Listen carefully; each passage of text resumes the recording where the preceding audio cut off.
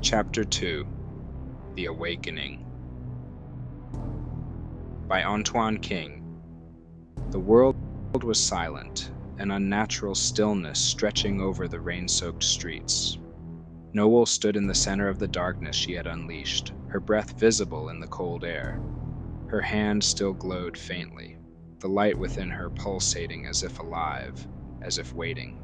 The hunters who had been closing in moments ago were nowhere to be seen. Only scorched marks on the walls and faint trails of smoke remained. She didn't remember doing it. One moment, she'd felt their presence pressing in on her, their malice like a tangible force. The next, she was standing alone in a bubble of silence, her body vibrating with the remnants of unleashed power. The light pulsed again, and with it came the voice. "See what you can do? See what they cannot take from you now?" "I didn't mean to," she murmured, her voice breaking in the stillness. Her knees felt weak, the glow in her hand dimming as exhaustion crashed over her. She leaned against the wall, gripping her arm to steady herself. "They wanted to destroy you," the voice continued, soothing yet insidious. "But now they fear you. They will bow or they will burn." Noel shook her head, the images from before flashing through her mind, cities reduced to rubble, faces twisted in terror. "This isn't me," she whispered. "I didn't want this. Didn't you?" She doubled over, clutching her chest as the light flared brighter. It wasn't just power. It was alive, feeding on her indecision, her fear. She could feel it pushing her, urging her to act, to take control. A crackling sound pulled her focus.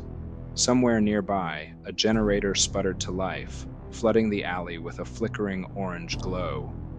Figures emerged from the shadows, armed, armored, and careful. Not the reckless hunters from before. These people moved with purpose, their weapons aimed not to kill, but to contain. "Noel Quinn!" one of them called out, their voice amplified through a helmet. "Stand down. We don't want to hurt you." The light flared in her chest, and Noel's lips twisted into a bitter smile. "Funny," she said, her voice carrying farther than she expected. "That's what the last group said." "This isn't a negotiation," the voice replied. "You're dangerous, and we have orders to neutralize you. Do not make us escalate."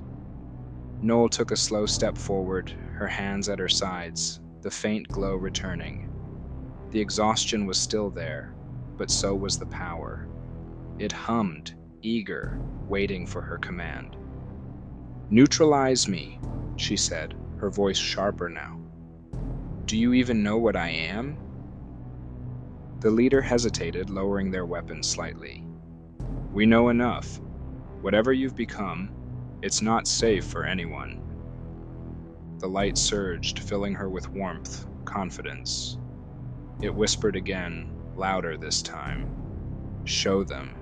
Make them understand." Noel stopped, staring at the soldiers blocking her path. The choice loomed again, sharp and undeniable. Save the world, or remake it in your image.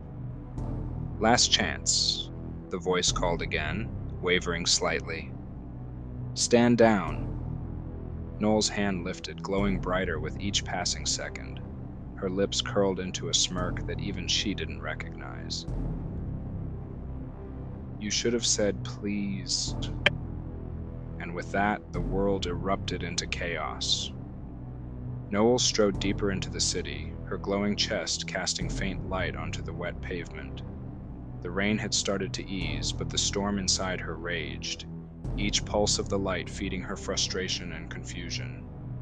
Buildings towered over her, their windows filled with flickering neon ads and the faces of people oblivious to the destruction she had just left behind. It filled her with a simmering anger. The city didn't care. No one ever did. Not until their world was shattered. The whispers inside her grew louder, coaxing her, goading her. "They'll take everything if you let them. You don't owe them silence. Show them. Her thoughts drifted back to him, the man from the diner, the one who'd set this all in motion with his knowing smile and cryptic words. "They'll all be coming for you now," he'd said, as if it were a certainty, a law of the universe. Who were they? The hunters she'd fought off? The soldiers who had tried to contain her? Or someone bigger? Someone far more dangerous? His voice rang in her mind, calm and unbothered. He had known what the package would do. That was why he'd kept his distance, why he'd let her deliver it, let her carry the burden instead of taking it himself. It wasn't cowardice, it was calculation. He'd wanted this outcome, wanted her to become this. Noel stopped in front of a sleek, glass-fronted corporate building, its logo glowing brightly above the revolving doors. The same logo she'd seen on a billboard earlier, the one she'd destroyed. His words echoed in her mind. "They'll all be coming for you now." She'd dismissed them as a vague threat at first, but now they felt heavier, more precise. Whoever they were, this corporation had to be part of it. If not orchestrating it, then at least complicit. Her first instinct was to tear the building apart, make them notice her, force their hand. But as she stared at the pristine glass, an unease began to creep in. What if that was what he wanted? What if the man from the diner had counted on her losing control, on her making a mess that would only draw more of them? A pawn in his game, just as much as the hunters who'd tried to kill her. No, she wasn't going to play into his hands. Her eyes drifted to the shadows beside the building, a service entrance partially obscured by a loading dock. It was quieter, unnoticed, and far less dramatic. If this corporation had a connection to him, it wouldn't be in the glowing offices or the polished halls. It would be buried in the cracks, the places no one was supposed to see. Noel adjusted her hood, the faint glow from her chest dimming as she took a deep breath. For once, she would think before she acted. She slipped into the alley, her footsteps quiet, the whispers inside her subdued but still present. She reached the door and placed her hand against the lock. The light within her flared briefly, and with a soft click, the lock disengaged. A smirk tugged at her lips. Subtle or not, the power was addictive, always ready to answer her call. The interior of the building was stark and utilitarian, far removed from the polished image it projected to the world outside. She moved through the hallways with purpose, her senses on high alert. Somewhere in this building were answers. The man had said they'd come for her, but he hadn't said why. She intended to find out. A faint hum caught her attention, and she followed it to a server room filled with blinking lights and rows of equipment. The logo she'd seen outside was stamped on every console, every monitor. This was it, the heart of their operation. She stepped inside, her hand grazing the nearest terminal. The whispers stirred, excited, urging her to dig deeper. The faint glow of her hand seeped into the machine, and data began flooding the screens. Names, documents, encrypted files, information she couldn't immediately understand but instinctively knew was valuable. One name stood out among the streams of text, highlighted as though the system wanted her to see it. "Levi Chase," she murmured, her voice barely audible over the hum of the machines. The man from the diner. He had a name now, and this corporation wasn't just tied to him, they were watching him too. Noel stepped back, her chest glowing faintly as the whispers turned into a roar. This wasn't just about her. Whatever Levi had done, whoever he was connected to everything. And if he'd warned her they were coming, it meant he'd been through this before. For the first time since the package had fused with her, Noel felt the faint stirrings of doubt. Was he the one controlling the game, or was he just another piece on the board? Either way, she was going to find him. Not to destroy him, not yet, but to get answers. And if he didn't have them, she'd burn down the entire city to figure out the truth. The light surged inside her, hot and alive. Her lips curled into a smirk as she raised her hand toward the building. A small flicker of energy leapt from her fingers, crackling like static, before bursting into an arc of destructive force.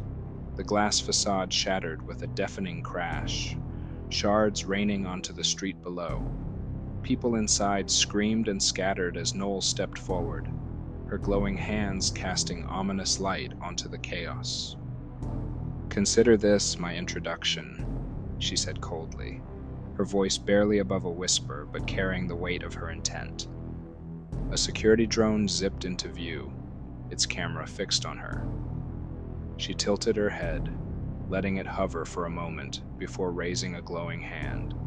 The drone sparked violently before plummeting to the ground, a heap of smoking metal.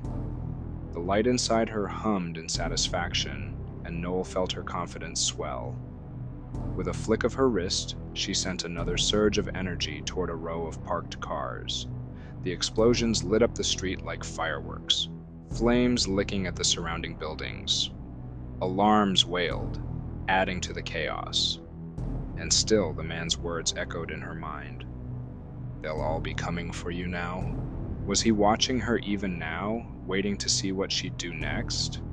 Was this chaos part of his plan? Or had she already stepped outside of it, becoming something even he hadn't anticipated? As she turned from the wreckage, she could feel the eyes of terrified bystanders peeking from the shadows, unsure if they should run or stay hidden. Good. Let them see. Let them understand that she wasn't the same woman who had been hunted and cornered. She was something else now. Something stronger. This wasn't just rage. It was a message. If the man thought he could play her like a pawn, he'd find out soon enough that she was no one's tool. She wasn't going to knock on doors or ask politely. The city would burn, and he would come to her. He wouldn't have a choice.